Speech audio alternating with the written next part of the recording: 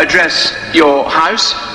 I was first elected as a British Member of Parliament 28 years ago, and I really appreciate the significance of being offered the rare privilege of speaking to a Parliament.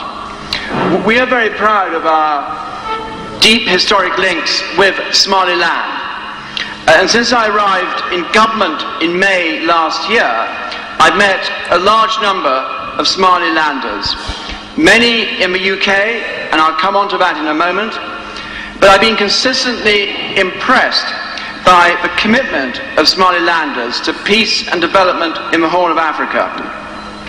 So I'm delighted to be here, to be able to build on the visit to Hargaysa in February of my colleague, the UK Secretary of State for International Development, Andrew Mitchell.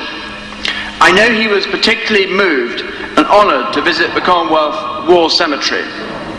I was also very honoured to welcome your President, Solano, to London earlier this year, and I've just come from a very productive, successful meeting with him. I'm also delighted that our naval vessel, Cardigan Bay, recently paid a courtesy visit to Somaliland. I couldn't speak here today in the Horn of Africa without mentioning the terrible crisis which is afflicting this region, including obviously Somaliland, but in particular southern Somalia, where men, women and children are dying of starvation. That a famine has been declared shows just how grave the situation has become. It's a tragedy of global significance, but even in the 21st century, famine once again stalks this region. Britain is playing a leading role in providing life-saving emergency assistance for more than 2 million people, including 500,000 people in Somalia. Where Britain has led, others must now follow and help get assistance to those who desperately need it. I'd like to pay tribute to those in Somaliland who are supporting their fellow Somalis in their hour of need.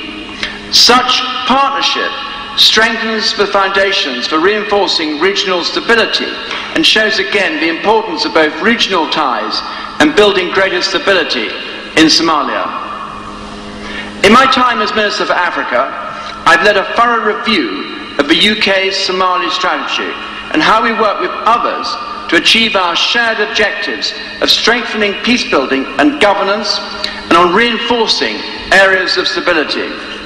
This includes increasing our support for Somaliland, building on our strong relationship and existing links, but also support for other emerging stable areas across Somalia. In June last year, Somaliland demonstrated that it was able to conduct successful and democratic elections. In doing so, Somaliland set an example for others to follow. In a continent where all too often those who lose elections refuse to leave office, Somaliland has shown that the transfer of power, greater democracy and stable government are possible. I welcome the recent efforts of your government to engage with the clans in the Sul, Sanag and Ain region and urge them to continue to mediate for peace. But we must remember that credible elections, although essential, are only part of the democratic landscape. Credible elections must be fortified by strong, independent and accountable institutions, transparent political processes, the rule of law and human rights. Democracy also requires committed individuals, both politicians and